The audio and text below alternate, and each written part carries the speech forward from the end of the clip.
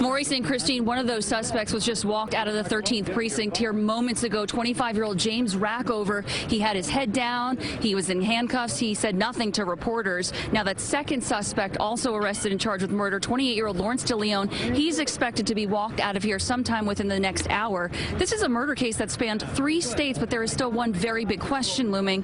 Why did a night of partying end in murder? 25-year-old James Rackover and 28-year-old Lawrence DeLeon are both charged in the death of 26-year-old Joseph Comunale. Police say Comunale was stabbed 15 times. In the chest area.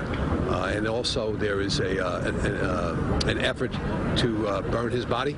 We have gasoline as well in that crime scene. Yesterday morning, police were led by a witness to Comunale's body buried in a shallow grave about 1 foot deep in Oceanport, Monmouth County. There's a lot of weeds nearby. We have to cut down some of those weeds to see if there's any other evidence at that location. So we expect to be up there for the next couple of days. Comunale was last seen on surveillance video at this East 59th Street apartment building, the Grand Sutton, around 7 a.m. Sunday. James Rackover resides in a 4th floor apartment here. Comunale had been out with friends at a club in the Village Saturday night, but left with people he did not know to go to a party at the apartment. Comunale's body also had a broken pelvis. Police suspect he may have been thrown out of a building window. Sources say Rackover was seen struggling to carry out trash bags. Police recovered 32 pieces of evidence from the building. Blood on clothing, substantial. We also have bleach. There appears to be bleach on that clothing as well in order to cover up the blood.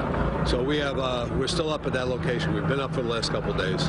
There is blood spatter in the apartment as well. Initially, Comunale was reported as missing. His family now struggling with the worst possible outcome. And the question, why? He was loved by everybody. He had hundreds of friends. He didn't deserve this. He touched everybody. Everybody that came in contact with this kid loved him. He was one of a kind. Now, what you're looking at is video shot just moments ago. That's 25-year-old James Rackover being led out of the 13th precinct here in handcuffs, head down. He said nothing to reporters here. We're still awaiting 28-year-old Lawrence DeLeon to be walked out of the 13th precinct.